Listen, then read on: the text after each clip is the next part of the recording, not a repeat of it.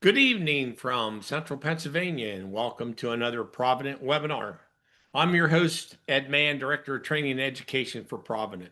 Tonight, I have the pleasure of introducing an old friend, Mike Wilbur, President of Emergency Vehicle Response and a retired lieutenant from the FDNY.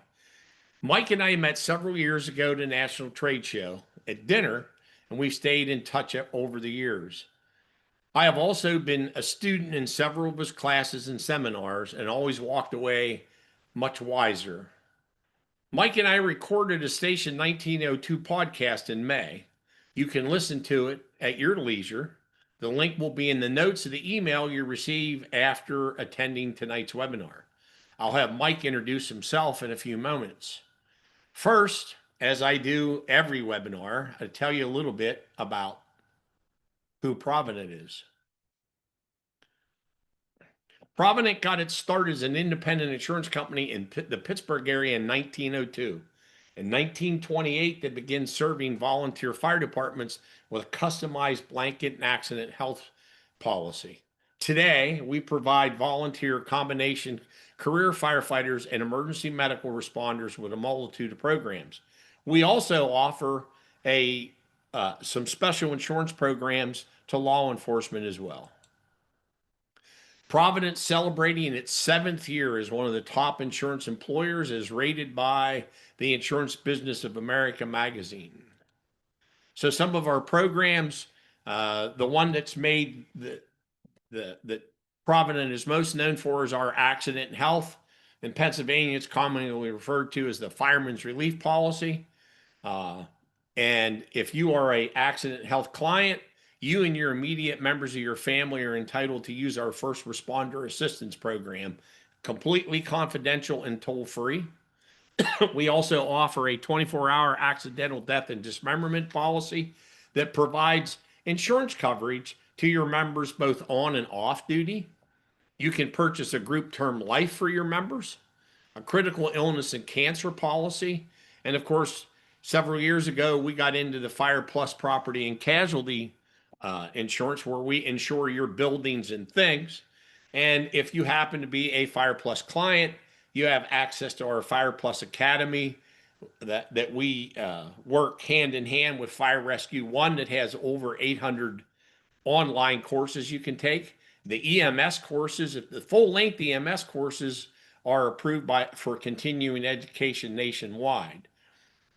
Something I wanted to mention under the accident and health policy, we also now, in probably a little more than half of the states in the United States, offer an optional cancer rider for the people on those policies.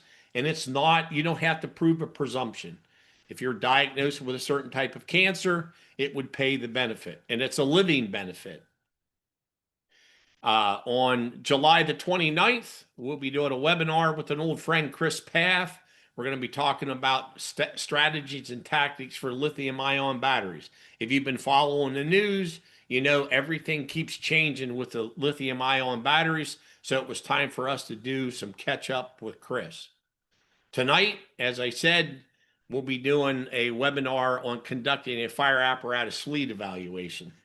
And folks, as expensive as Apparatus is today, pay attention to what Mike's telling you tonight. He can save you some money, save you some grief, and save you some headaches on down the road. Mike, welcome to the show. Thank you, Ed. Appreciate the invite. Glad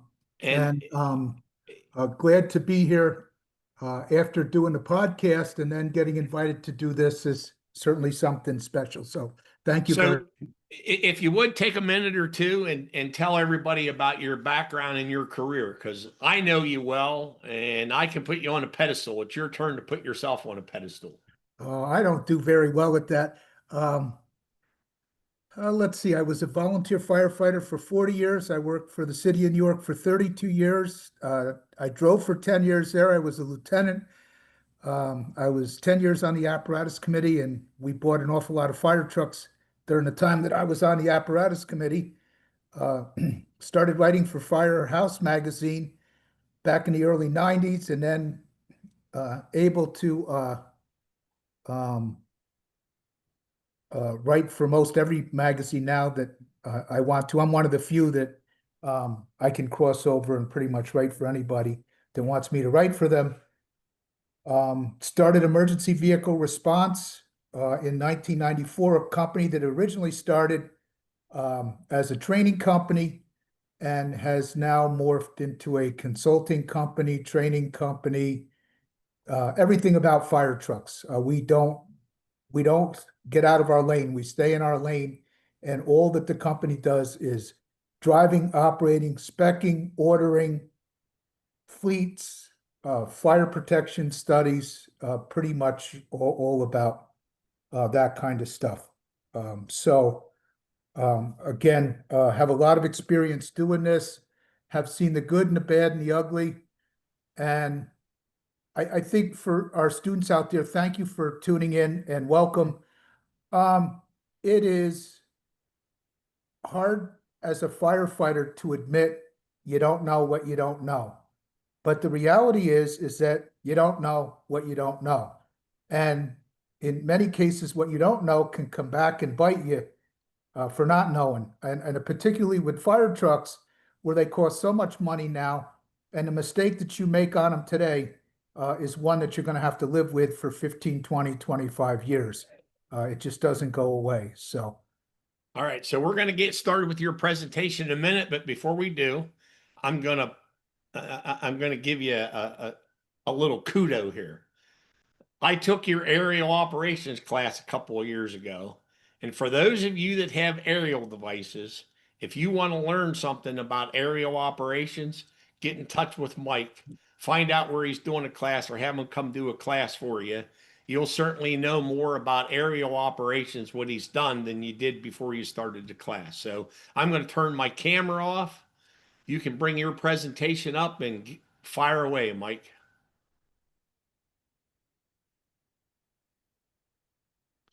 okay, how are we doing, Sam? Looks great, Mike. All right, here we go, everybody. This is our webinar on conducting a fire fleet evaluation. Why would you wanna? Well,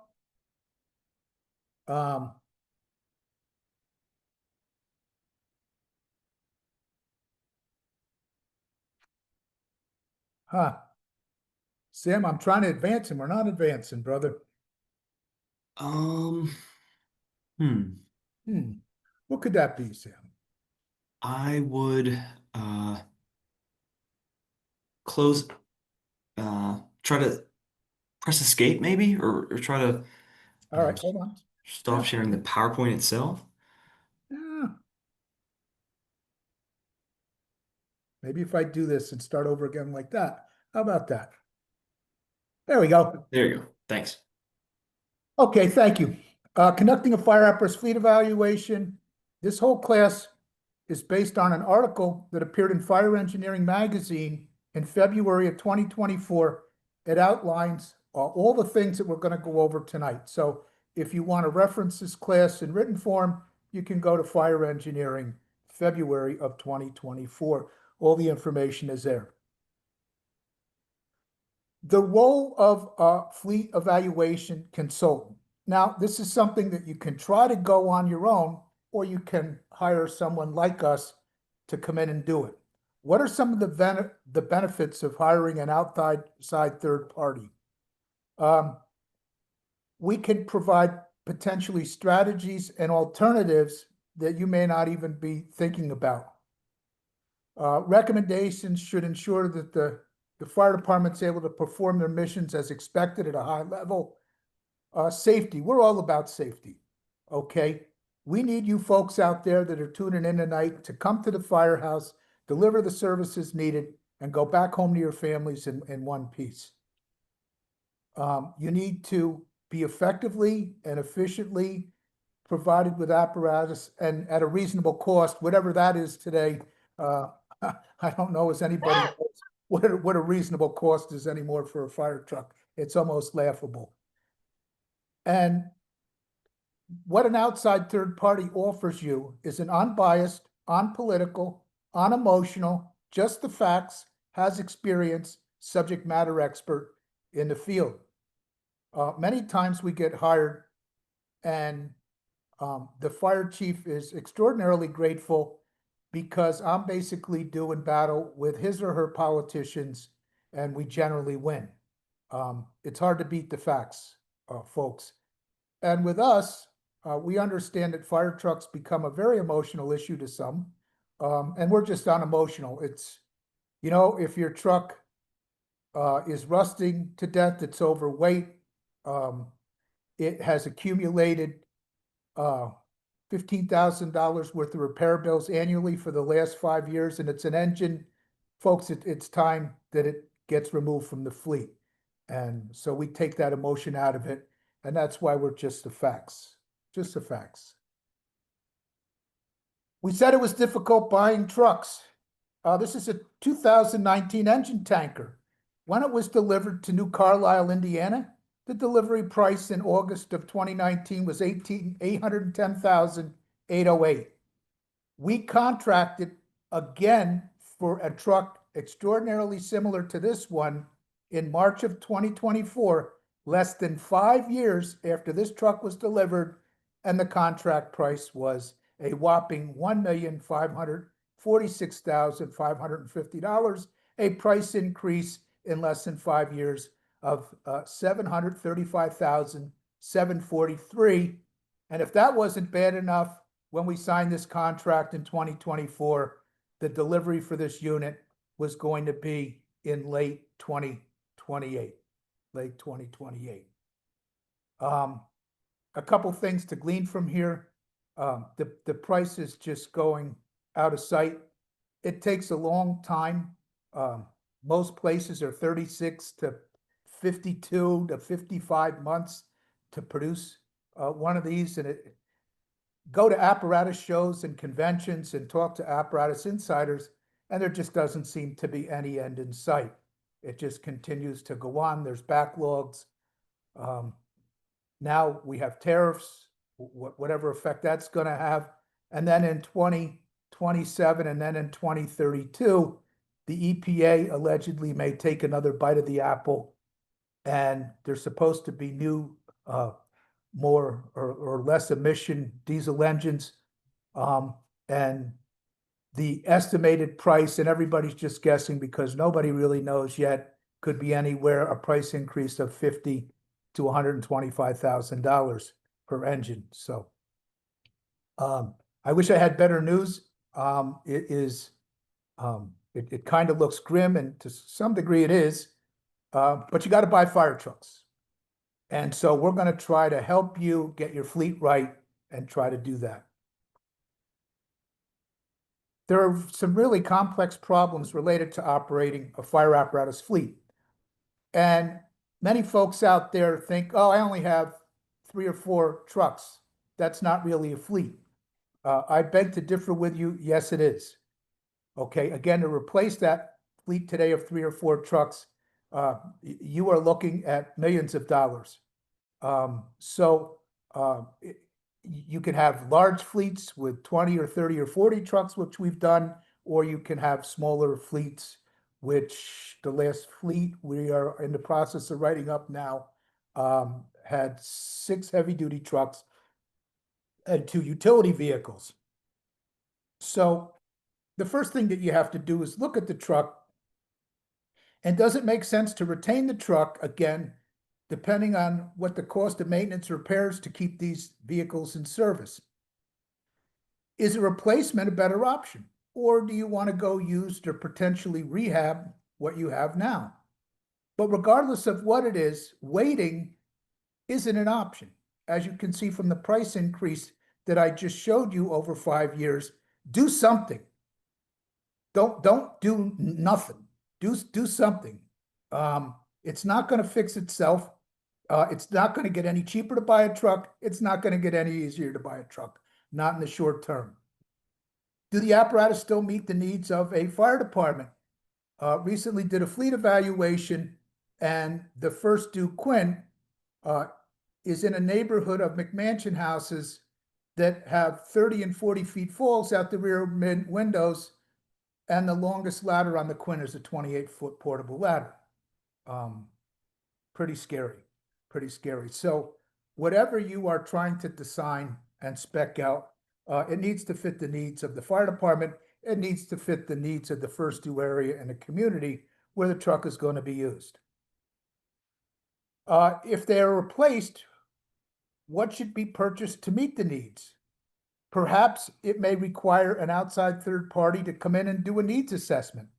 I have flown all over the country. I've been blessed to do that and do specifically aerial needs assessments. You know, we have rear-mounted towers, mid-mounted towers, we have tractor drones, we have rear-mounted aerials, mid-mounted aerials, we have T-Rexes and all kinds of aerial apparatus. So what would best fit our community and our needs? And so you could do it yourself, or you could hire somebody for the outside to come in and do an apparatus needs assessment before, again, buying a 20 something Quint and not having the right portable ladders on the truck for your community is a big mistake. I mean, there's just no other way to put it. And so wouldn't it have been better to spend $5,000 or $8,000 or $10,000 to get another pair of eyes on your first due area and do a needs assessment to make sure you get that $2 million purchase right? That's going to last 15 or 20 years. It seems to be a no-brainer to me.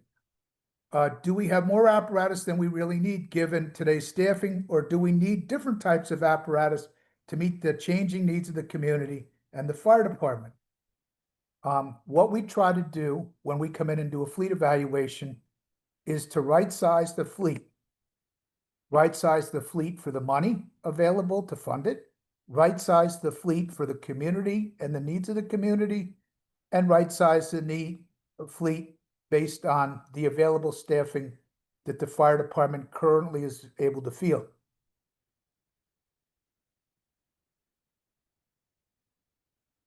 Let's get started. Okay. One of the documents that we ask for a list of documents before we ever come to your station to do a fleet evaluation. And these are the list of documents that we would need to have either beforehand or upon our field visit, which may last several days, in which we're going to take these documents or make notes off of these documents and are going to be part of the final report in 6 or 8 weeks when we get the report done after the field visit. So ISO, some fire departments poo-poo ISO to some degree and others embrace it.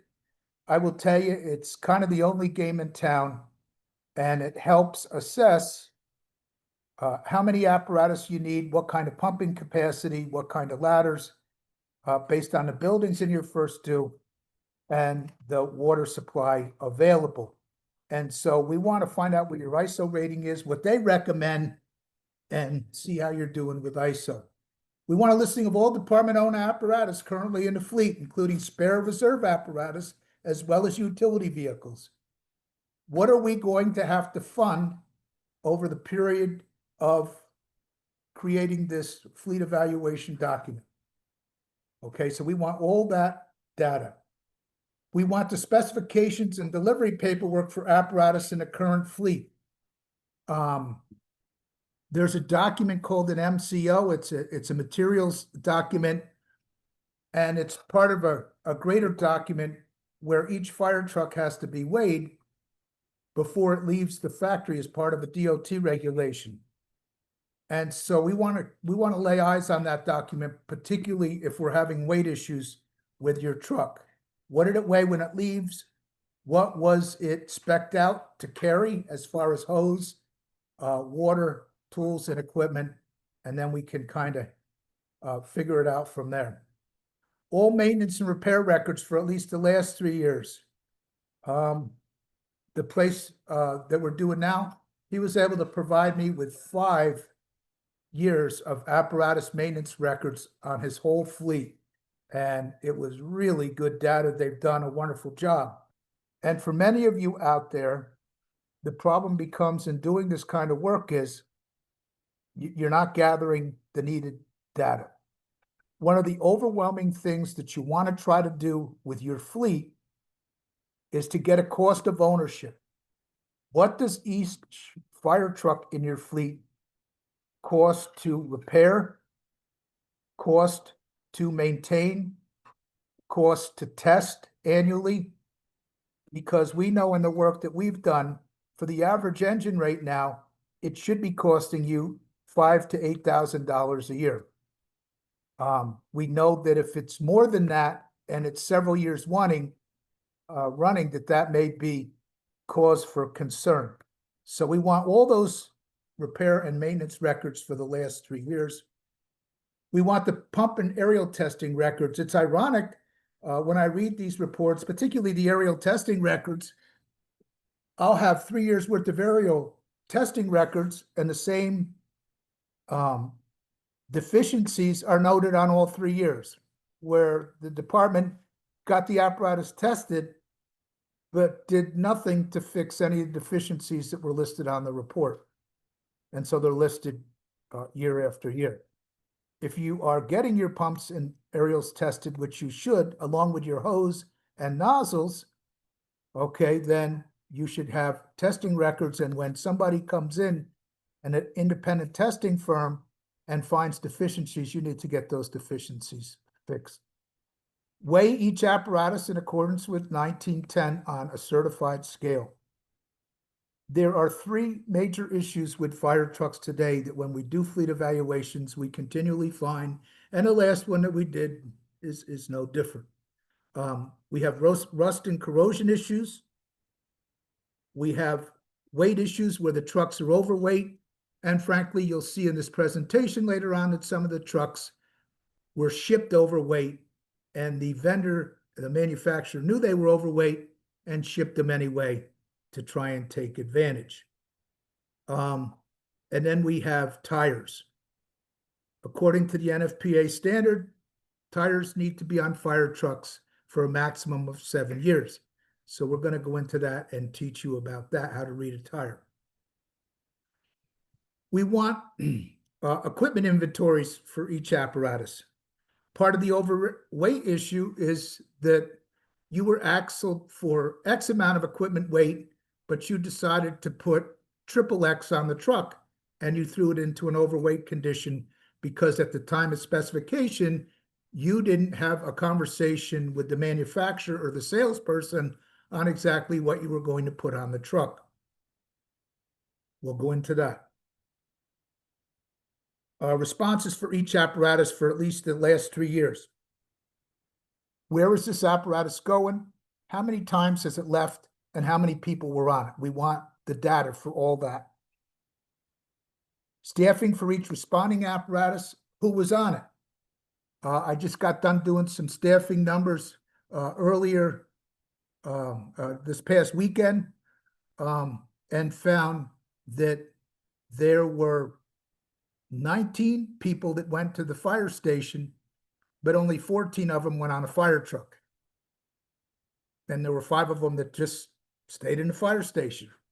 Well, folks, that's not staffing, and that doesn't count, especially when you have 6 trucks and only 4 of them rolled out the door, and you still had 5 people in your station. Department staffing roster to include the following: who's actually a qualified approved driver for each apparatus, who's qualified approved interior structural firefighters, and members that aren't qualified to drive and are not interior structural firefighters. In other words, if you have a driver and during the daytime he takes off and he has a fire policeman and a junior firefighter and you want to count that as 3, no, that's just 1. Okay. And that may sound cool, but we need to know how many people are going to engage and actually fight this fire. Working fire responses. I found out that this was a great way to showcase fire departments. If you're a volunteer firefighter like I was for many, many years, the thing that kicked it into overdrive was getting dispatched to a working fire. Everybody wants to show up to the working fire. So what I started to do as part of this work is ask each fire department, okay, for the last 3 years, give me all the working fire responses, give me the trucks that went and how many people were on the trucks. And for me, this is the best indication of what's going on with your staffing.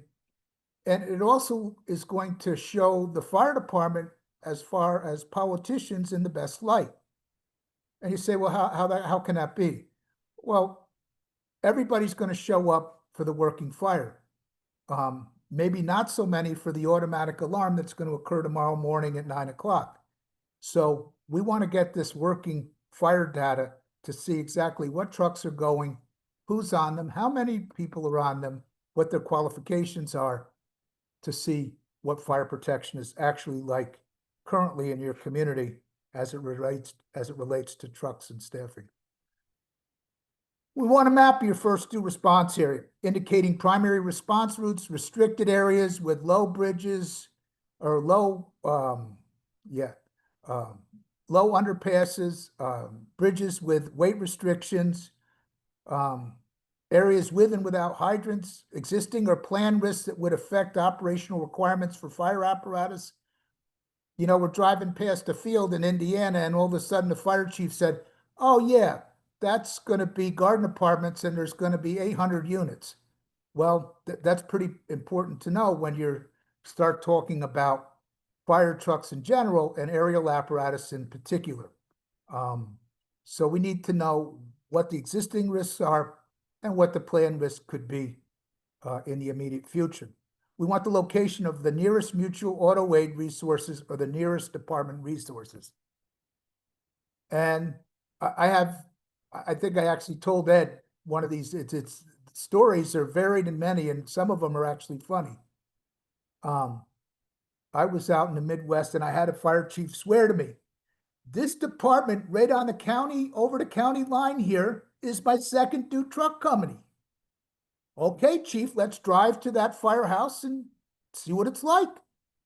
So we go to the firehouse and the truck's not there. Where's the truck? Well, it's out for a major rehab. When did it leave? 4 months ago. When's it coming back? Another 14 months. So it's like, well, wait a minute.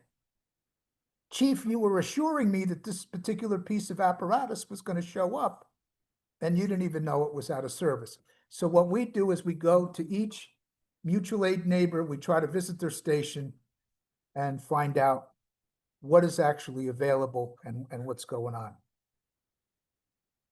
What's ISO's effect on fire apparatus fleet?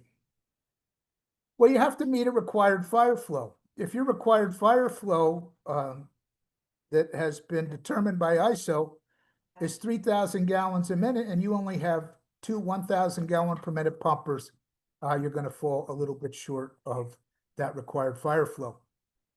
The number of hydrants.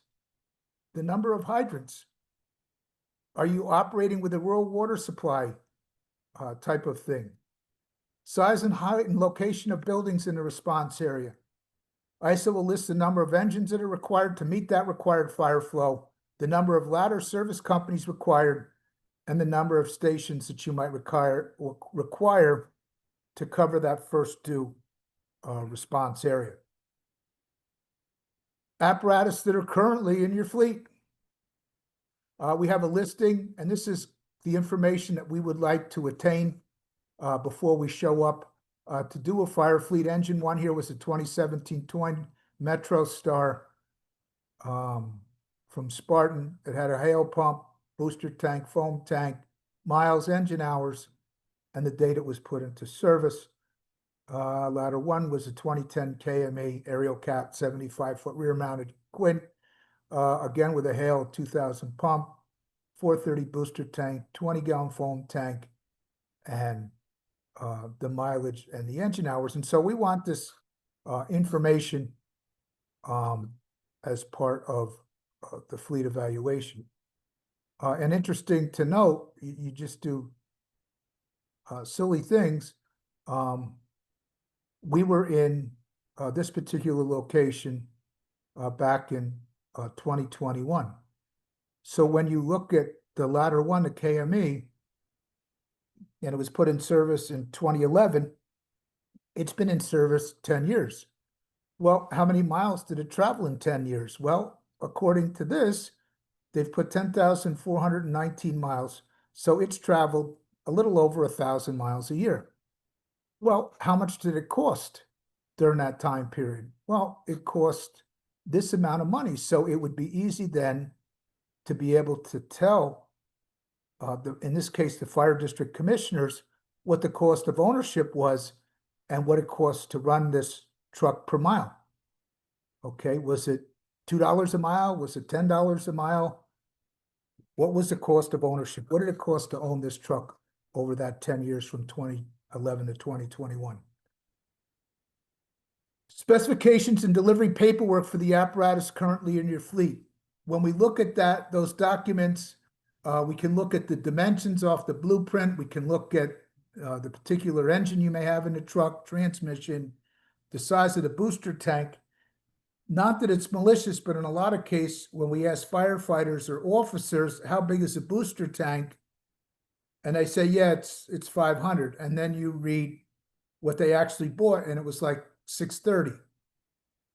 Well, everybody, when it was delivered, thought they had 500, but that wasn't the case. So we want just the facts. We want to make sure whatever we write for you as far as a fleet evaluation and a final report is going to be accurate. Apparatus repair and maintenance records and costs. This is a fleet that we did in Pennsylvania, and this was a pretty interesting fleet because some of the trucks were staffed with both part-time volunteer and volunteer firefighters, and then others were staffed with just volunteers in this three fire company, one department kind of culmination. A lot of departments are doing that now, where they have had to amalgamate or join with others to survive. And so this was actually three fire departments that were merged into one. And interesting, a couple things to note here as you look at this chart. Engine 24 was the newest truck in the fleet at 5 years. They've driven it 26,000 miles, and it's cost $33,000. Engine 252 is 4 years older, and it costs $15,000 more to operate. Engine 251 was 3 years older than that, and it costs $55,000 to operate. Engine 36, which was 15 years old, cost $62,000. And then the ladders always cost more money based on maintenance and testing and such with the ladders. These were MICU units. These were ambulances. And we were able to derive through the great data that we got on maintenance costs and the runs they did, how much it cost per run. So that was pretty cool to do that. And some of these MICU 25, 1 and 2 were kind of frontline units. The other two were staffed by part-time, and then the one was staffed part-time and the other one was a spare or reserve.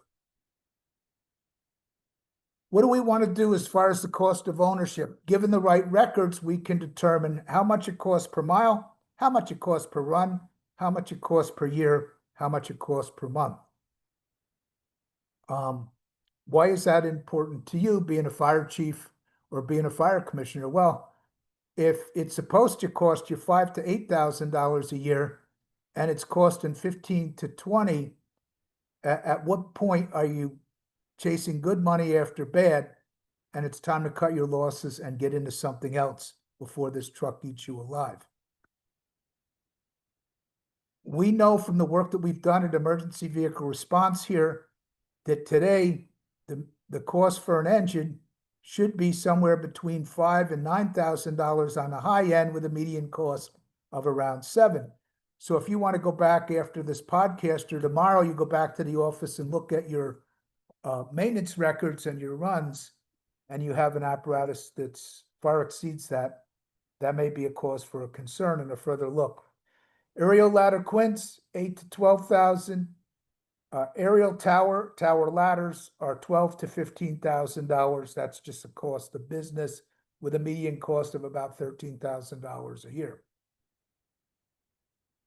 If you are thinking about buying your first aerial, understand that these are the costs that you are going to be saddled with if you do it right.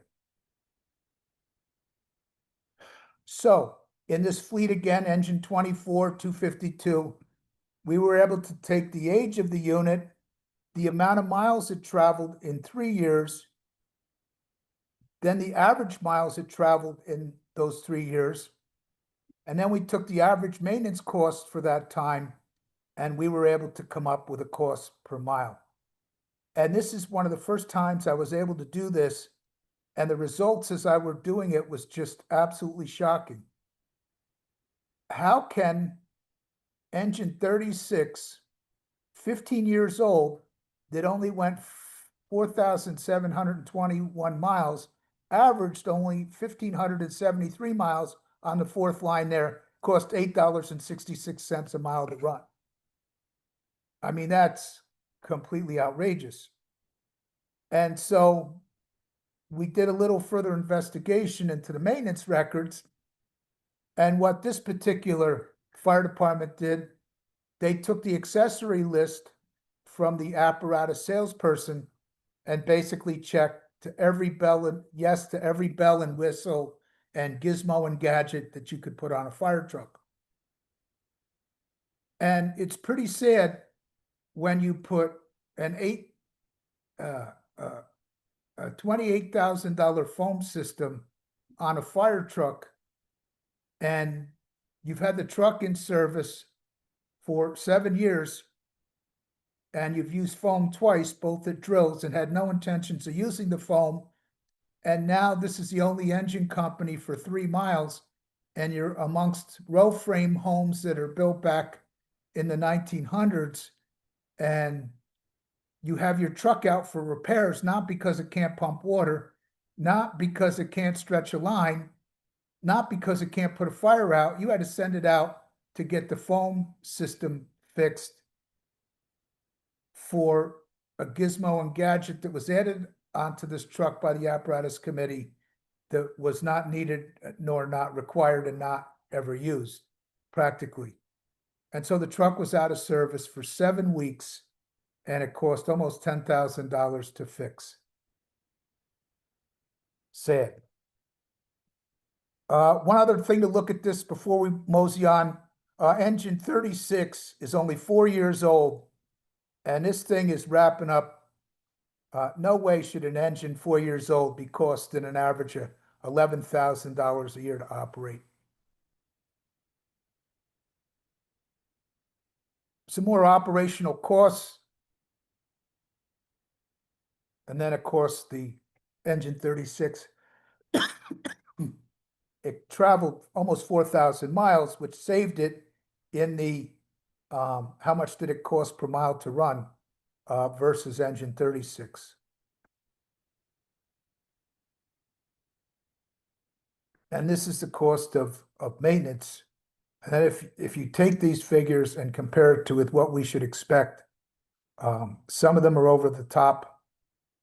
Engine 36 in 2020, way too much money. 2022, way too much money. Engine 252 cost $14,500 in 2022. It went under a little rehab. That could explain that away, but just the cost of operations.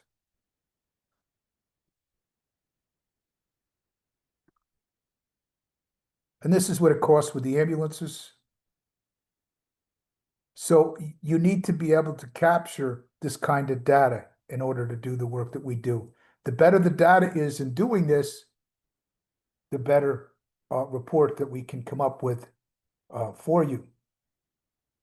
So after we looked at the cost, the maintenance, we want to look at the weight. What does your truck weigh? in accordance with NFPA 1910, Standard for Inspection, Maintenance, Refurbishment, Testing, and Retirement of In-Service Emergency Vehicles and Marine Firefighting Vessels, 2024 edition, Section 20.2. Each apparatus in the department's fleet should be weighed annually. Annually, every year, folks, we're going to get these trucks on a scale. You're going to weigh the front axle, you're going to put the front axle on the scale at the pump panel split to the front of the cab or to the aerial split at the front of the cab. And then you're going to do the whole truck. And then you're going to take that split off, that front split, and weigh the rear axles individually. The truck has to be empty of people when you do this. And then we're going to take the weight tickets and determine what the vehicle weighs. And we're going to compare that to the data plate that should be somewhere around the driver's area.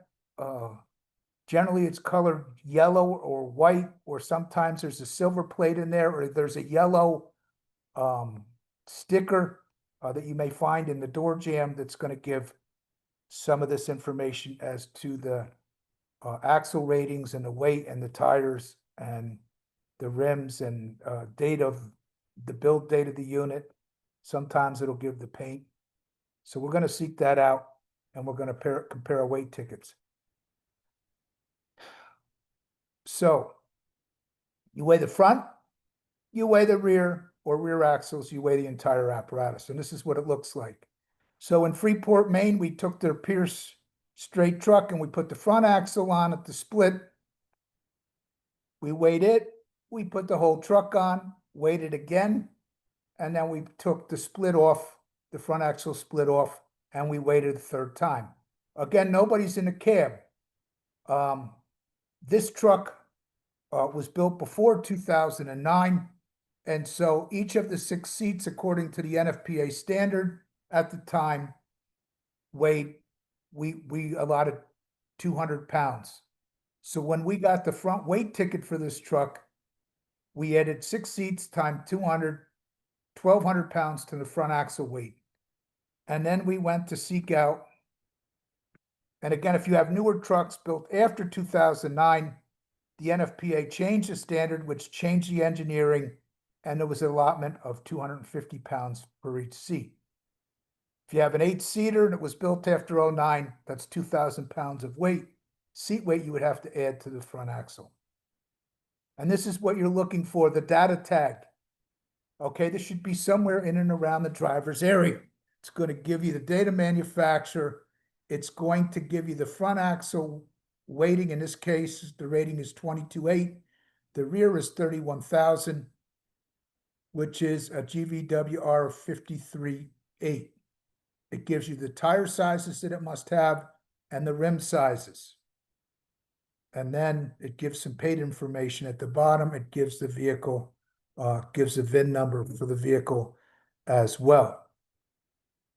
If you take your weight tickets and you reconcile them against the data plate, and whatever you have on the weight ticket exceeds what's on the data plate, your unit's overweight. And you need to work on getting it not overweight anymore, whatever that takes. It could be as simple sometimes as moving equipment around. Other times it may be more complex, reaxling or something like that. This is a brand new tanker. It had less than 1,500 miles on it. And this came overweight from the factory. It was overweight. You could see just a straight tanker. There was no hose. It wasn't built to handle hose. There was no weight for hose. It was just going to be just water. Just a water hauler with a pump. So this truck had a front axle rating, or had a scaled weight of 11,520 and 47,960. On the front residual First, the rear residual, it was 1,960 pounds overweight. That was the good news. And you can see the way that the truck is sitting there in this picture, that it looks like it's pretty overloaded. And then what made it worse is that there were 6,480 pounds front residual weight where there was no weight on the front axle. And it made this thing a bear to drive. So it's overweight. So one of the first things that we tell people is, okay, this is what it looks like overweight. Why don't we weigh it without equipment? Well, even without equipment, it was still 660 pounds overweight. And then with no water, it weighed 28,540 on the front and 31,160 on the rear. So here's what I want you to note. When a truck is designed, if you look at the bottom here, it gives the front axle percentage. The front axle's percentage should be somewhere between 25 front, 75 rear, and at the worst, 40% front and 60% rear. 35, 65 would be better. In this case, this was 37 and 63 with no water. So with water, and it was in bad shape. Take the water off of it, and it was more in balance. We fought for that department, and we got their money back, and the vendor had to come and get the truck. If you don't learn anything else from tonight's presentation, folks, if you are buying a fire truck, the last thing that you're going to do is weigh before you pay. Before you make the final payment on your truck, you're going to fill it up with fuel, you're going to fill it up with tools and equipment, you're going to fill it up with water and foam and portable ladders and everything that it was designed to carry, and you're going to scale it. And if it is 1 ounce overweight from what it's supposed to be, you tell the manufacturer to come take it back and fix it. Your truck needs to go on a Jenny Craig.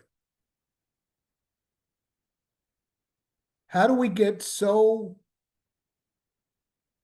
taken aback with overweight trucks and weight issues? The standard is clear. In NFPA, old NFPA 1901, now 1900, table 12.1.2 for miscellaneous equipment allowance. Okay, if you have any kind of aerial device, Quint tower, aerial, tractor, it doesn't matter. According to the standard, the loose equipment allotment is 2,500 pounds. It doesn't mean that your truck can't carry more than 2,500 pounds of loose equipment.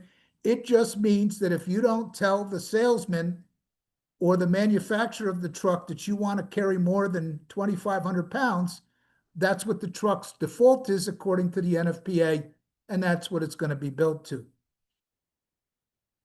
For a pumper, a straight pumper with less than 250 cubic feet of compartment space, that is 2,000 pounds.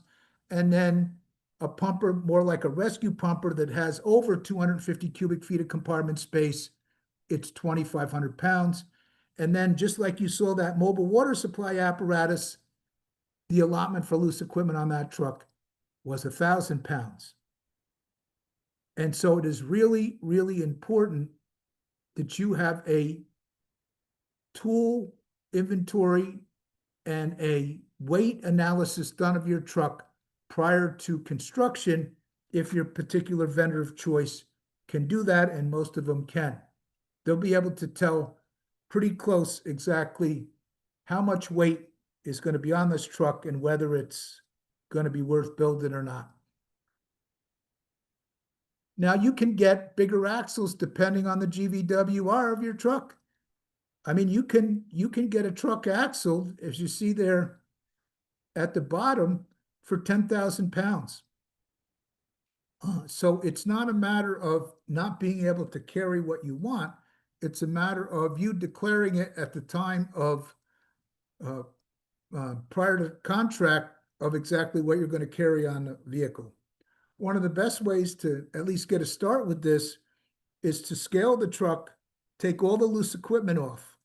And for an engine, loose equipment is everything except the hose and the portable ladders. The hose is already calculated into the truck and the portable ladders came with the truck. But the SCBA, the foam canisters, any rescue tools, any hose fittings, any rolled up hose, anything like that that's loose in the compartments, portable pumps, generators, that's all considered loose equipment. And an aerial truck, when it's delivered with portable ladders.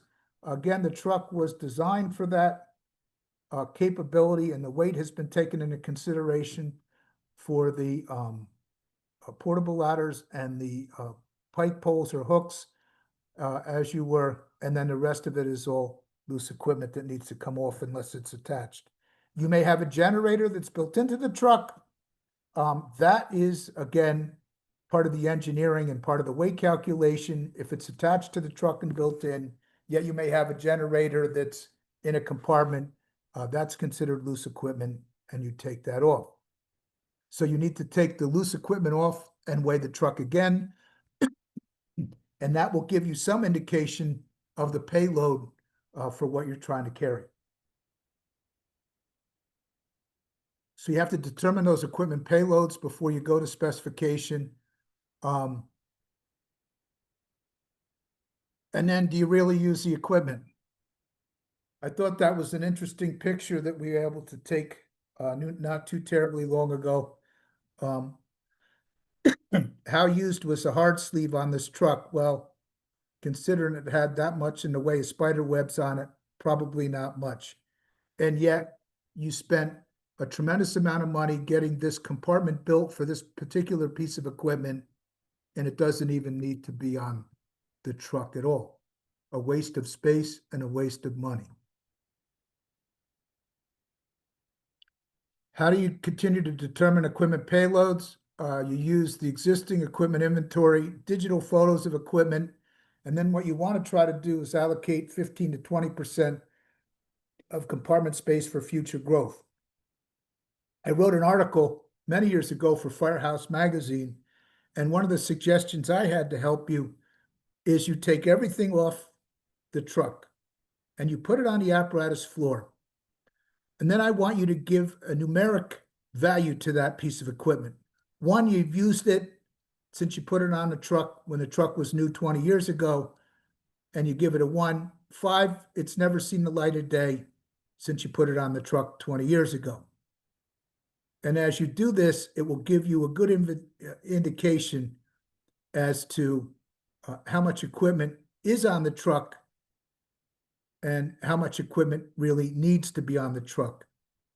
Interesting, if you take the cost of a ladder truck today and you divide it by the square foot of compartment space, that compartment space costs more than it would to rent space at the local mall per square foot. This is the FEMA, F-A-M-A, Fire Apparatus Manufacturers Association. This is their equipment cube calculator. It lists all kinds of equipment. Here you can see a 35'3" weighs a whopping 170 pounds. A 28'2" weighs 114 pounds. And so you can go to FEMA.org, FAMA.org, and this is part of their website where it will give you equipment weights as you're going through this process to determine what equipment weight is on your trucks. In-service weight, ground ladder, suction hose, design hose load in their hose beds and on reels is not loose equipment. And this is an old-time NFPA thing that's kind of nonsensical because people aren't using that kind of hose load anymore. So you want to specify the exact hose load. An allowance for this miscellaneous equipment that's the greatest of the following. Values shown in this table. Oh. And again, it gives you the 2,500 pounds of loose equipment for aerial equipment apparatus, engines. It even goes down for special service apparatus. We often get in trouble with this, the mini pumpers. You know, it starts out as an EMS response vehicle, and then we put some SCBA on it just in case, and then we put some 5-inch hose just in case.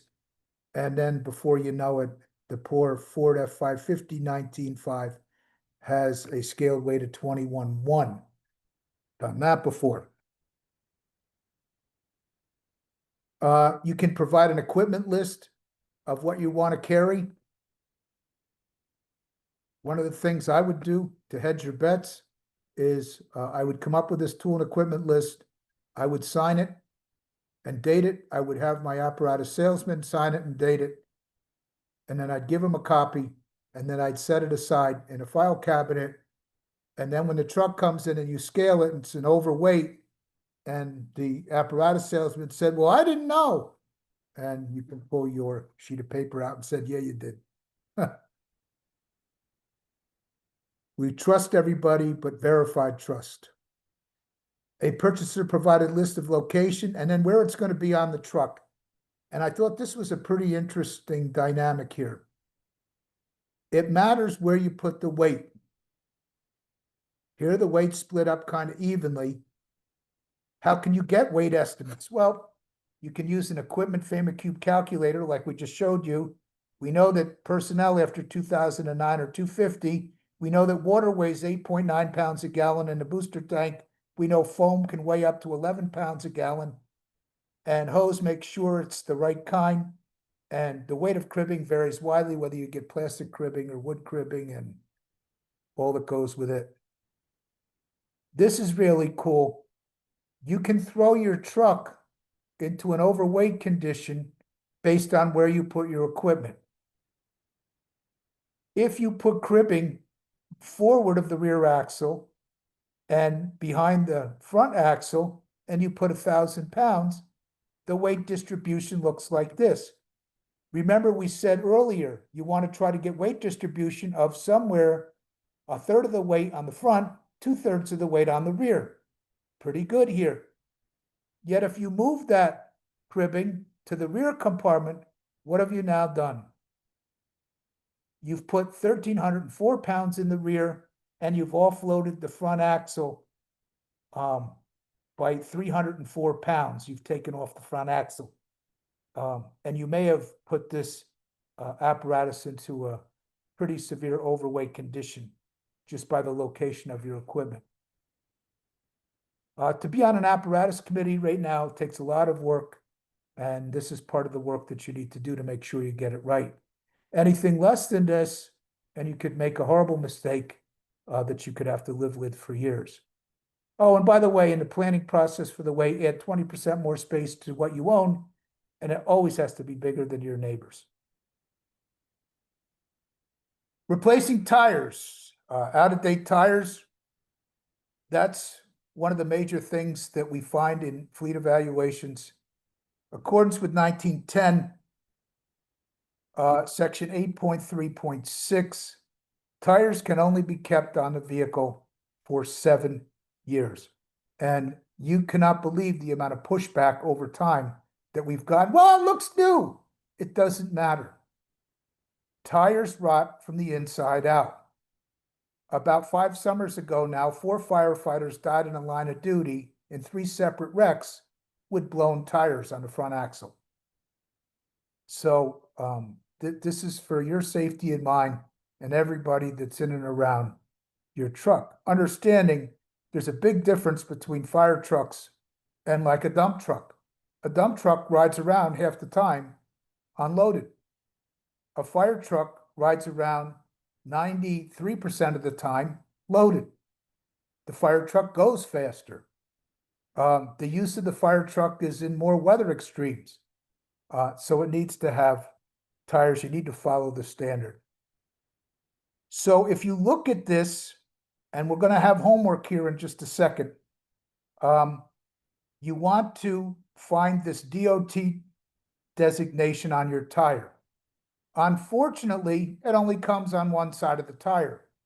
So if the tire was mounted with a DOT placard to the inside, you would need to crawl under on a creeper. If you were so unfortunate to have your dual tires mounted where the inside dual, this tag was facing out, and the outside dual, the tag was facing in, it becomes very difficult to read. In the case of this, the date of the tire are the last three numbers. If you have tires that have only three numbers in this date box, 377 or something like that, you need to understand that the tires were put on the truck before 2000. Because in 2000, the tire standard changed, and now there is a four numeric designation instead of the old three. So if you see something like this on your truck, you need to get it off like today and get it changed up. Reading a tire. How to read tire sidewall. You're going to have the DOT. You may have the letters of the state. There's going to be a series of numbers in compliance with the DOT. The plant ID code, the tire size code number is in green.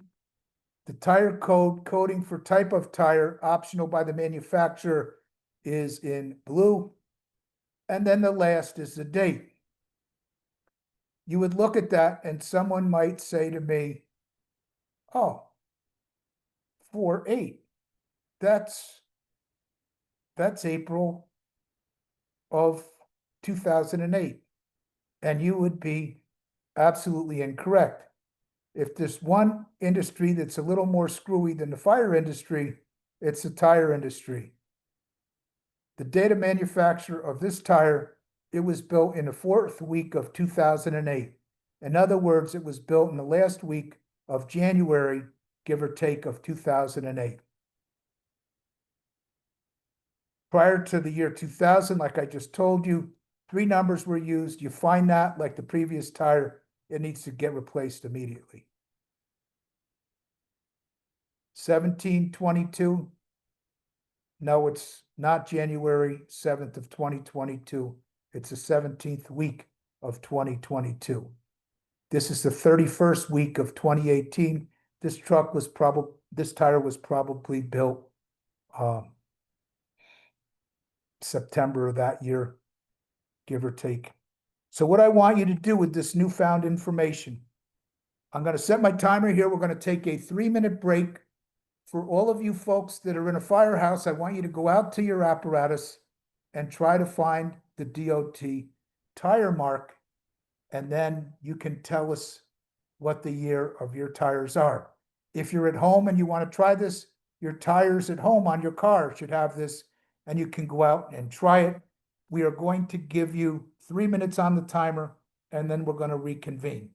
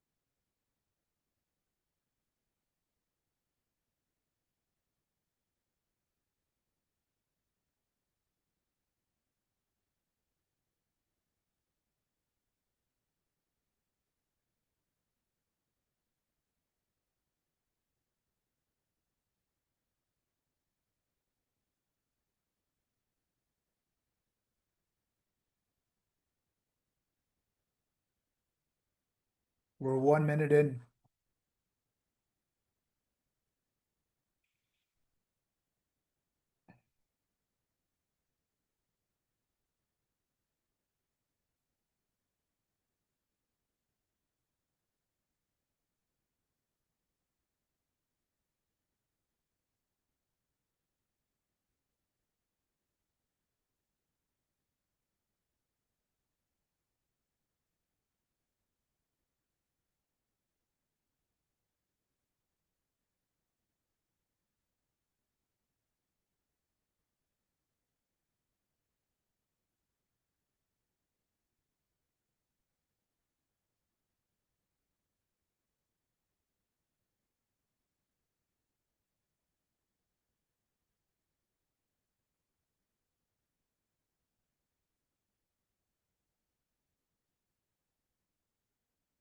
We're at the 2-minute mark. Mike, if you need a drink of water or something, grab it quick while we're doing this. Yes, sir.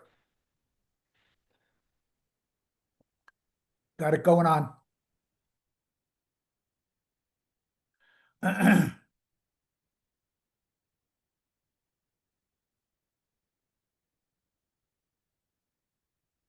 Any questions yet?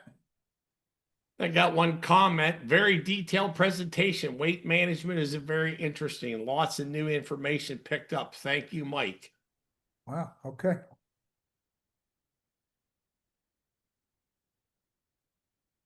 Maybe we just save somebody from themselves. How about that?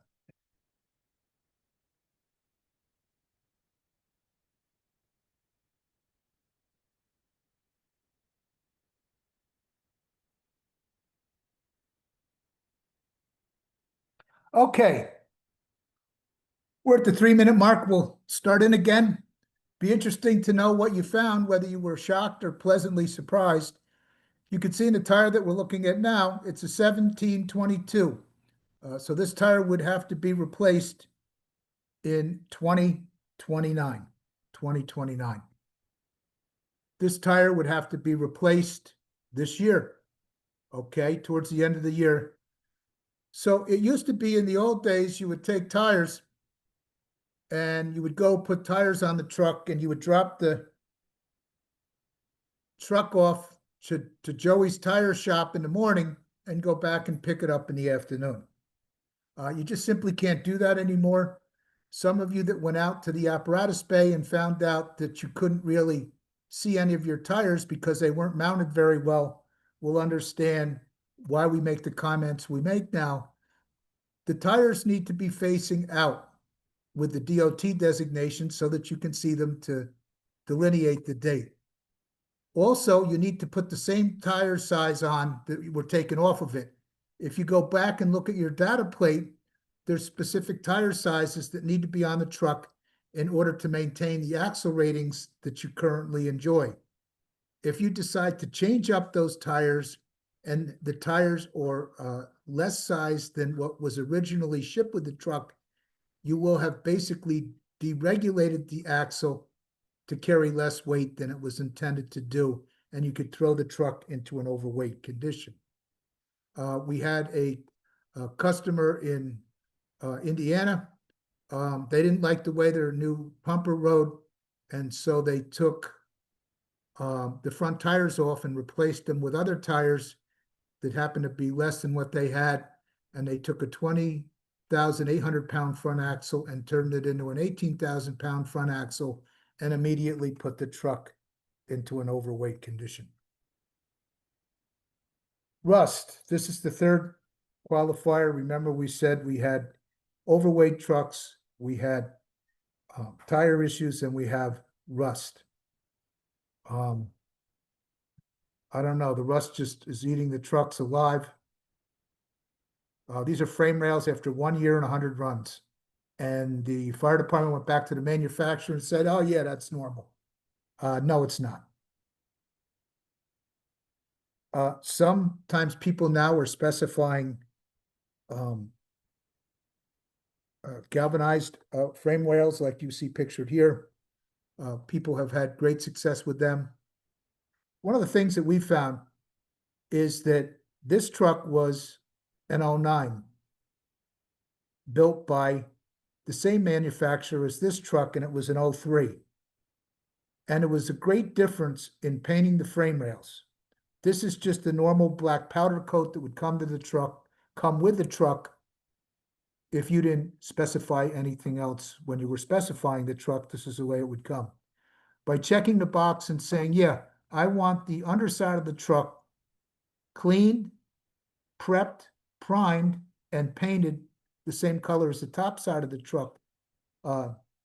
You have taken, particularly like double frame rails, and driven paint in between those frame rails and sealed them off from moisture and salt and calcium chloride and all the bad things that they're putting on the roads that are causing these conditions.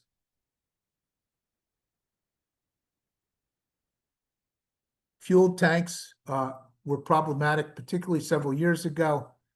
so many fuel tanks were falling out onto the road that many of the manufacturers now put stainless steel straps holding the fuel tanks onto the truck as part of their norm now. Battery boxes, air holding tanks, all are troubled areas for rust and corrosion. We check the trucks for any leaking fluids. We check the seat belts to see that they're okay. We request customers, when you have nozzles like this and you really want to flow water, you need to put a smoothbore stack tips with a stream shaper for reach and penetration of the stream. And again, rust is not only under the truck, but it can be in compartments, in the cab area. Sometimes we get conditions like this that are caused with dissimilar metals. And when in specifying a truck, you want to do is you want to put verbiage in the specification where the manufacturer must isolate dissimilar metals to prevent rust and corrosion. If you put stainless and attach it to a piece of aluminum, it will rust, it will chalk up. Loose equipment in the cabs, find this all the time, just waiting. See, we all don't think that we're going to flip over, but as Ed can tell you, being in the insurance business, we flip over all the time. There was a wreck within the last week where a GMC Brigadier flipped over and the cab ended up dead even with the dashboard. And if you have any loose equipment in the cab area, they're just lethal projectiles in many cases. We want to make sure the compartments are organized and loose equipment is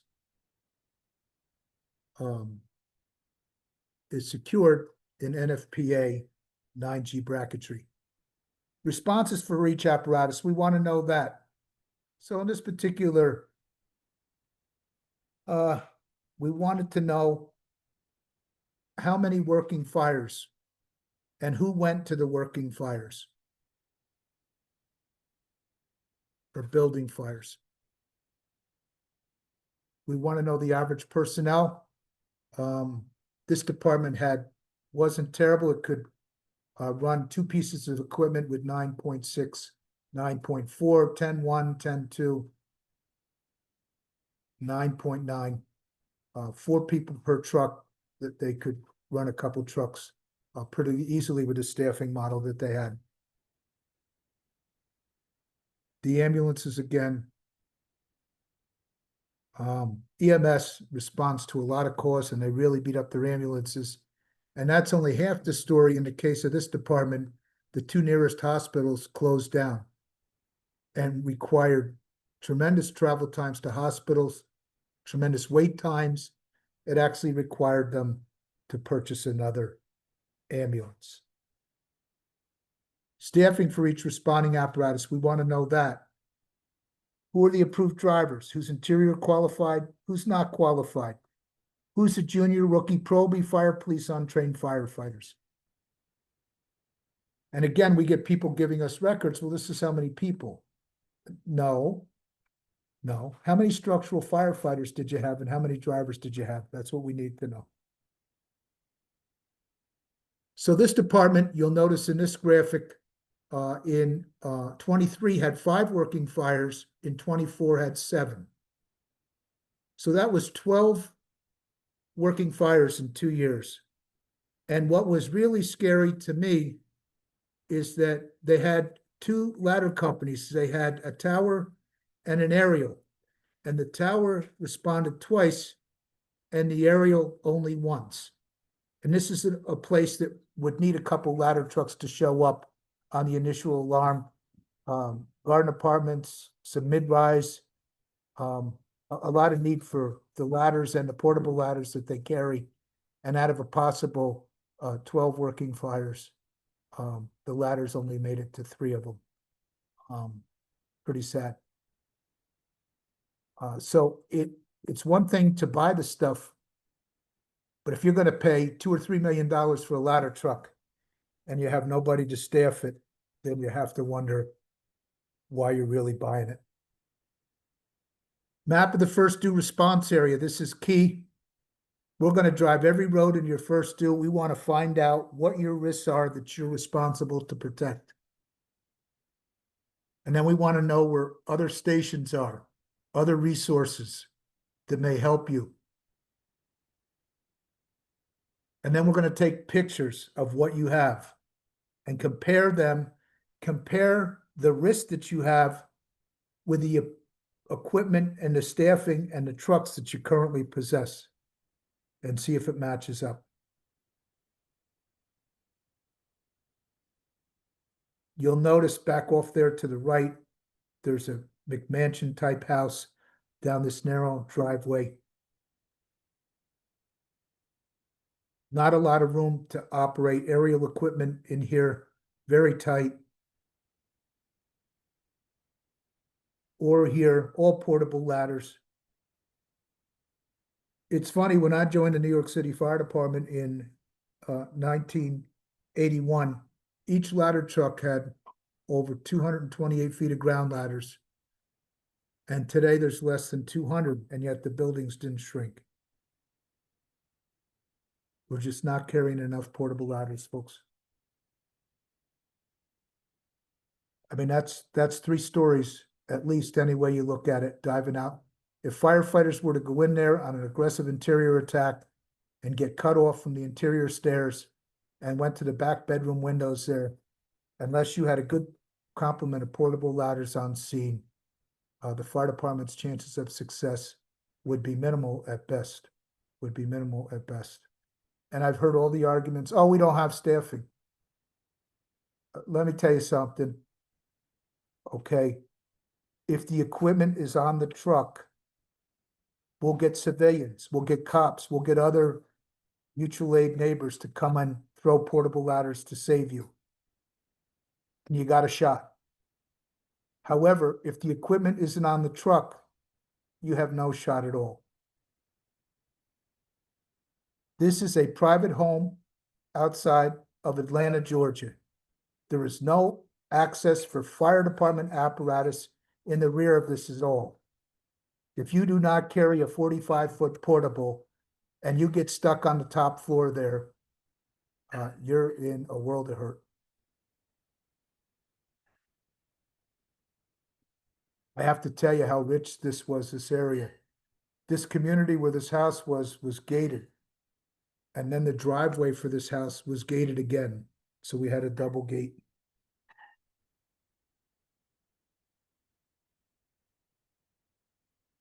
This was a house in 16,000 square feet. Where was it?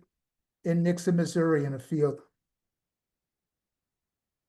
3 stories in the front plus 3.5 stories. Private house. The longest ladder on the responding ladder truck to here is 28 feet. And that looks like a 30-foot fall to me. Mutual aid auto aid. Who's it coming from and what are they bringing? This was a mutual aid ladder truck that the chief was proud that this was going to be second due. So we went to visit it. And the 35-foot portable ladder hadn't been off in so long that birds were building a nest in it.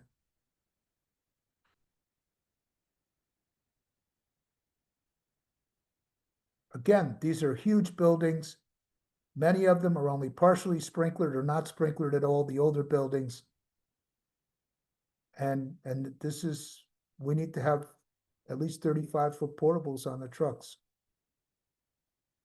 So the first due truck to this was a Quint, and the tallest portable ladder it had was 30 feet. Yep, 30 feet. So I said, where's the closest 35-foot ladder? So we started looking around. So Engine 42, it was called, with a 75-foot Quint, had a 30-foot portable. Up in Zionsville, 7.2 miles away, they did have a 35-footer. Pike Township, 6 miles away, had a 35-footer. The IFD was only 4.2 miles away, and they had a 75-foot Quint, and the biggest portable on that truck was 28 feet.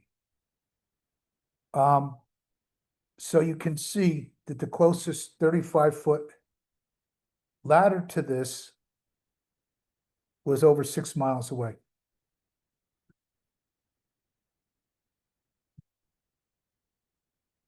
And this is what it looked like when he charted it out.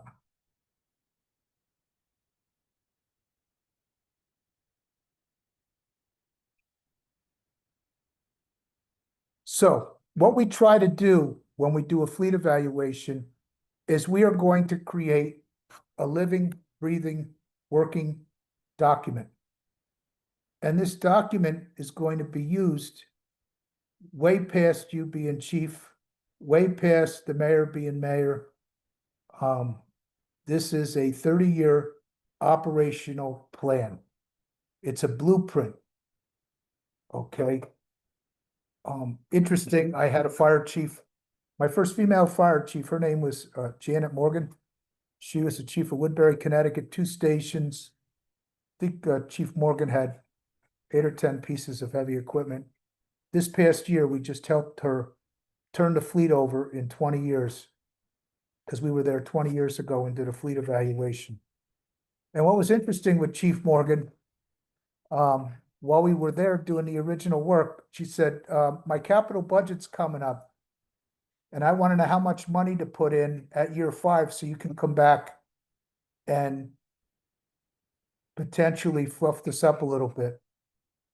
And that was 20 years ago.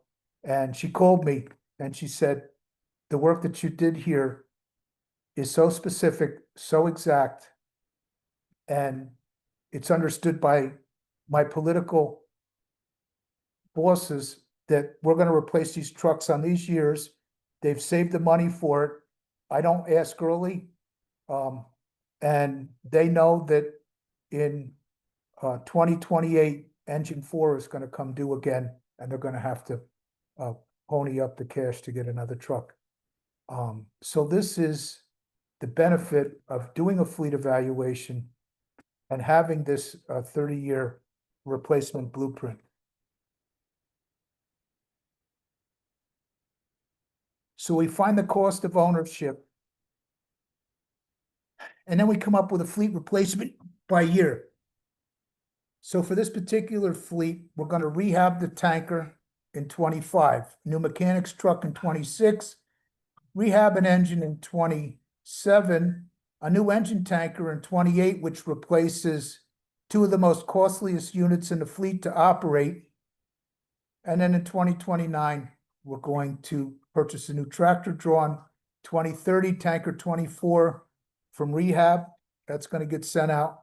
A new tower in 2031, the current tower to the reserve fleet, current reserve ladder removed from the fleet.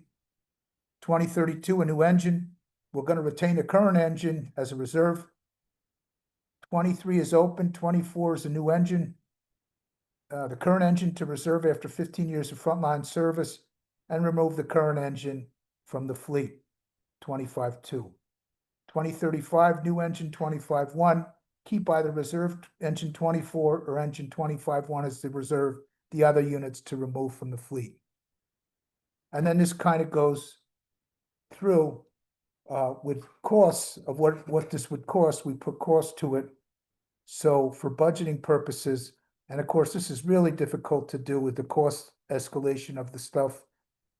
We used to be able to figure out a 3 to 5% cost increase annually. And that's just not the case anymore. So we'll give it our best guess, and we don't go out nearly as far as we did as far as cost estimates, because it's just not that reliable. One of the things that we've done with EMS that you may consider if you have not yet is to buy ambulances that can be with chassis. There's a cost avoidance there over the lifespan of the unit of about $200,000 to $300,000. That's real money. It's real savings when you run an ambulance fleet.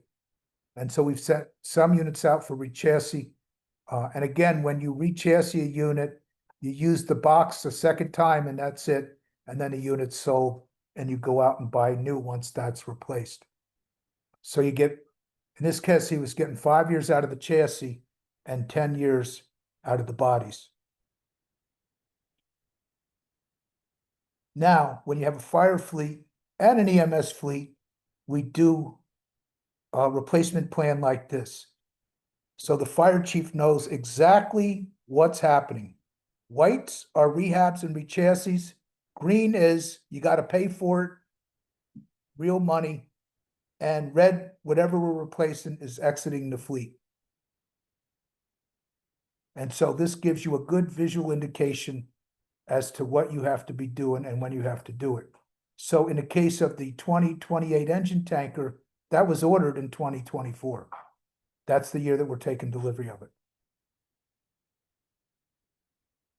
And this is what it looks like over the course of time when you lay it all out in the specific years with specific units and whether replacing, rehabbing, or removing those units from the fleet.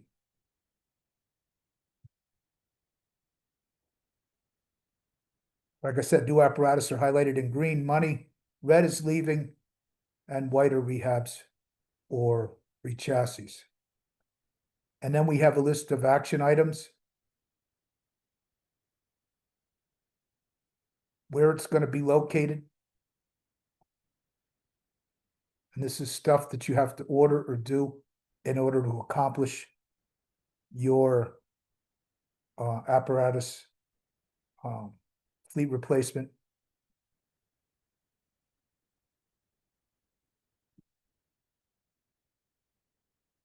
So I don't want to bore you with these, but these are some other graphics that we do.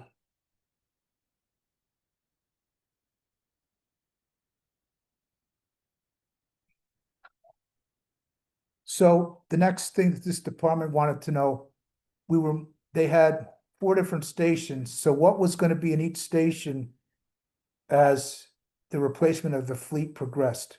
And so we gave a graphic on that. Station 56 had 2 engines. 56A had 2 engines and a rescue. 56B had squad and a ladder. 56C had a telesquirt, a rescue, traffic and marine unit, and so on and so forth. And then as time went on from 2025, it were in these 4 stations. And then in 2030, it looked like this. And then in 2035, with the hope of a new combined station, 56B and C, the fleet would look like this, responding out of 3 different stations. And 2040 was going to look like that. So when you do this, one of the neat things you can do is you can write down what's getting removed from the fleet and when. And so we did that. So these are units that are going to be removed from the fleet, how old they were at the time they were removed.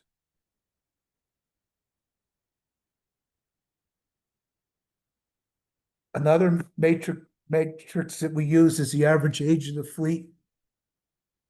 We went from one that was 13.8, and by the time he's done with this in 2035, he'll be down to 8.6. Much better. Less cost, less maintenance, less expense. Plus you have 2 reserves in the fleet now.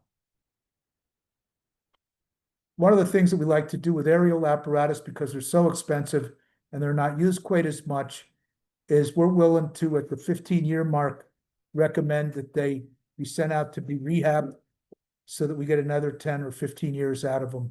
And again, that's another cost avoidance. It's a good way to run your fleet if you can do it that way.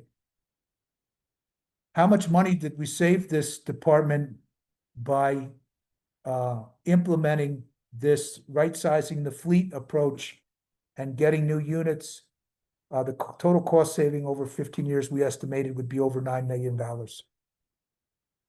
So by having this done professionally, this fleet evaluation, you can right-size your fleet. It can be a big savings. It's very attractive to have this work done financially. We charge far less than what you're going to save.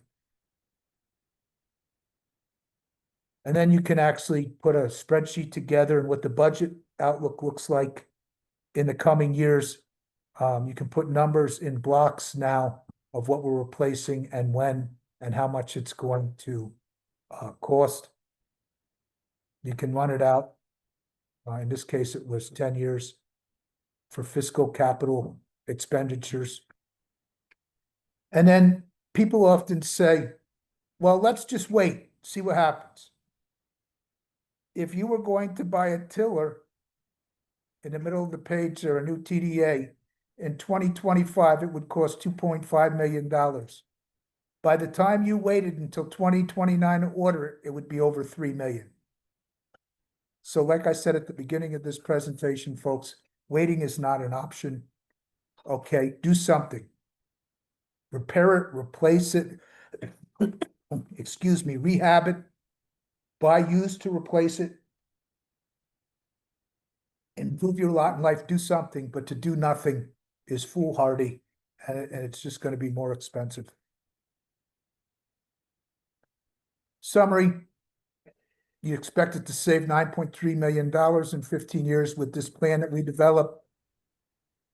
The current heavy vehicle fleet can accommodate 60 personnel in enclosed cabs. That'll be reduced to 36, more in line with their staffing. Staffing and fleet management go hand in hand. This plan is based on establishing a second career crew within the next 10 years, and the fire and rescue services will be enhanced to match the level of risk. So, Thank you for coming to class, folks. Thank you. So, Mike, there is a comment here from Joseph Dumpfee, and that is, it would be helpful if he had insights on the extra use of tanker maintenance regarding EV battery fires like cars, e-bikes, etc. Do you have any suggestions to Joe on how he might be able to compile that information himself? I mean, based on some of the basic stuff he covered tonight. Okay, can you repeat that for me? It Ed, says it would be helpful if he had insights on the extra use of tanker maintenance regarding EV battery fires like cars, e-bikes, etc. So I'm making an assumption here that they're running their tanker, their tender more often because of EV batteries, so on and so forth. And he was just interested in whether or not you had any insights on the additional cost and tanker maintenance because of those types of calls. Well, I think depending on the data that they can capture, you ought to be able to put that down in black and white.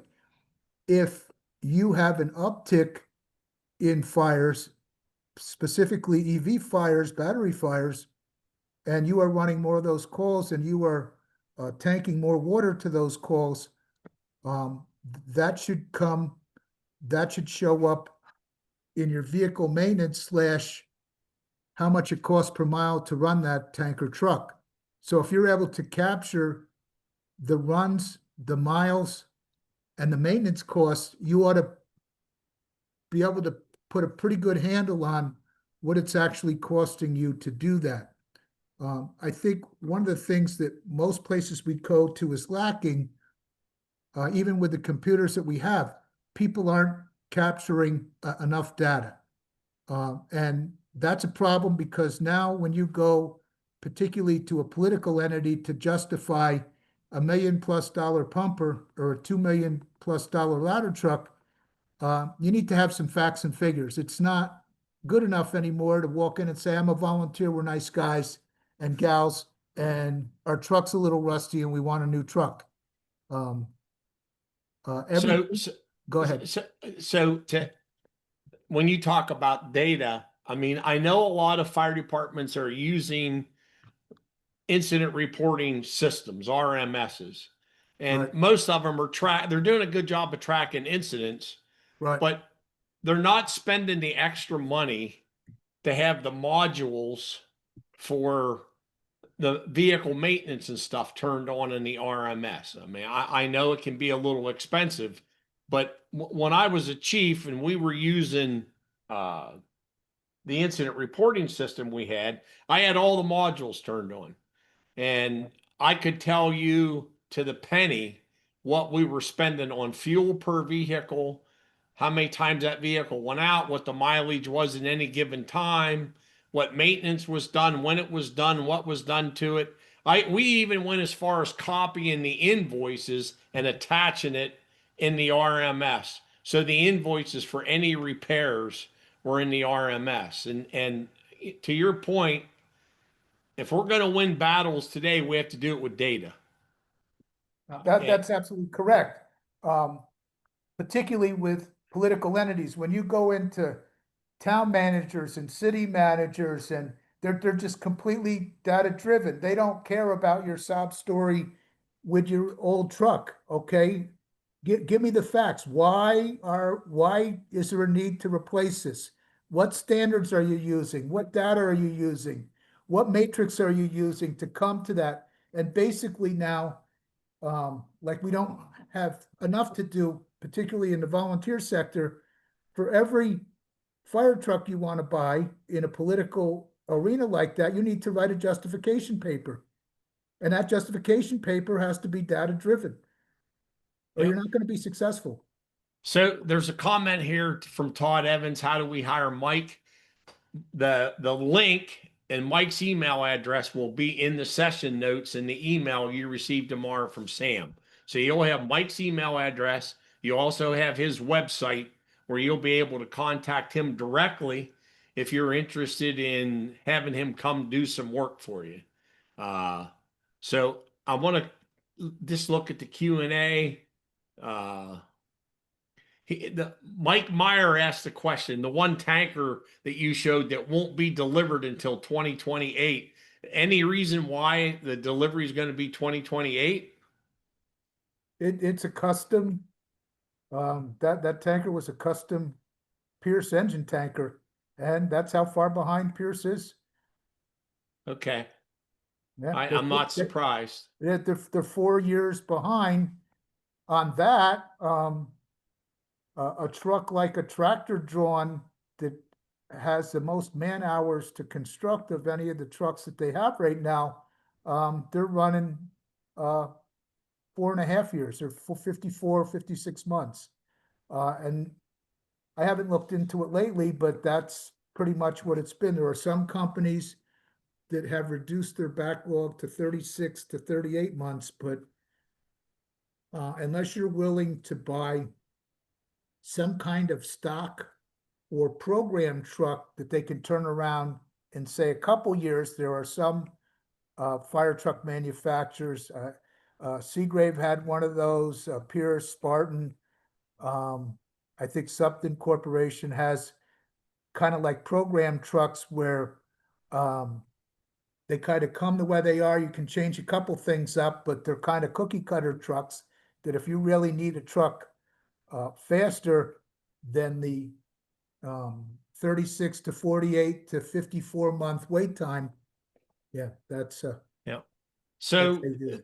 and we're going to wrap up here in a minute. I mean, there's a comment in here, Seagrave saying 1.3 million, 4 years wait time on a pump.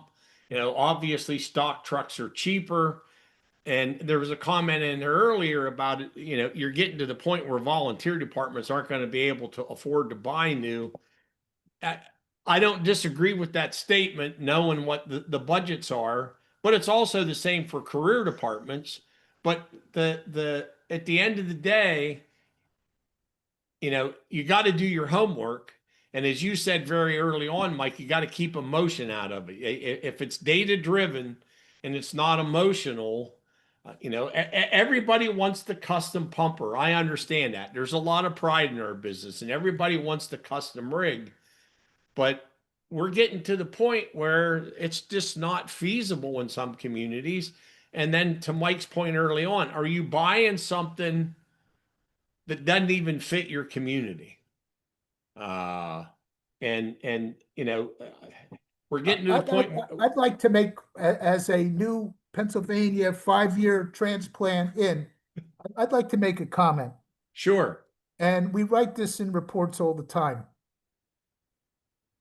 The taxpayers in the Commonwealth of Pennsylvania have become very spoiled over the last century, where firefighters ran private fire companies who got little assistance from tax dollars and basically fundraised all the money that they used to sustain themselves as far as buying trucks, hose, equipment, fuel, insurance, firehouses, and all that. I'm here to tell you that that business model is about as extinct as dinosaurs. The people in Pennsylvania, taxpayers, have to come to the realization that you got to pay for fire protection. And I had a very interesting meeting several months ago, and I got challenged by a town supervisor because I wanted to properly fund the fire department. And I asked her, I said, how much do you pay for your garbage to be collected? Oh, I pay $120 a quarter. So let me get this right. You're paying $480 a year to get your trash collected, and you're bemoaning the fact that you might have to pay $300 a year to have a fire truck with a paramedic on it show up 24/7, 365. Please help me here, Supervisor. So, Mike, I understand your frustration. After I left the state as the fire commissioner, I was helping a small community, the fire department, try to make a presentation to the community on why they needed more money. And they were asking 3 municipalities to give them a little extra money in their appropriation. And this fire department laid everything out in front of the community. How much time they spent fundraising, how every penny was spent. I mean, they were as open could be. And this lady stands up in the back of the room and says, well, it sounds to me like you need to do more fundraising. Yeah. And I told the attorney sitting next to me, I said, you need to duck. And I said, ma'am, I have a question for you. If you had an emergency at your house tonight, would you want a firefighter that showed up that knew what they were doing? Because they've already told you how much training they do, and the amount of time they spend fundraising exceeds what they're doing in training annually. Do you want a firefighter to show up that knows what he's doing, or do you want a firefighter to show up that can call a good bingo game? What do you want?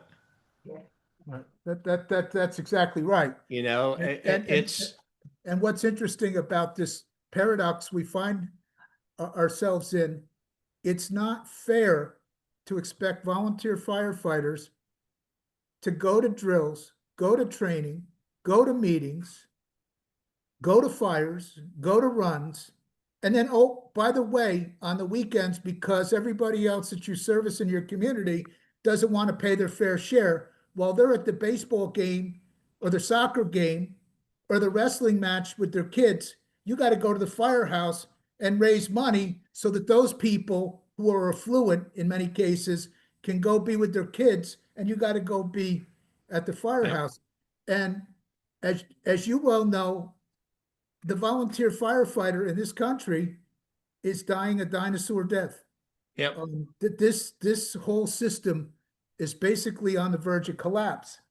Well, and if you want to hasten it, you keep running volunteers into the ground, fundraising, and with all this other stuff, and they're just going to totally disappear. Well, Mike, and I'll finish up with this comment, and then we'll move on. You know, take a look across our country. Career fire departments are having a difficult time finding people to fill recruit classes too. Yes. So it's not just the volunteers that this kind of stuff is impacting. You know, you have a career guy that's going to work that's operating off a piece of fire equipment that's 25 years old. Look at the stuff that is consistently posted on Facebook about the fleet in Chicago right now. Okay? It's laughable. And then you want to know why, you know, you got a young kid that might be interested in the fire department that lives in a city like that, goes, wait a minute, do I want to go to work there? They're driving 30-year-old fire trucks that are catching fire to going to calls. And that's happening across the country. It's not just Chicago.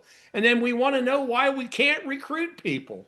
Right. We can't recruit volunteers, and we can't fill recruit classes in career departments. Right. Absolutely right.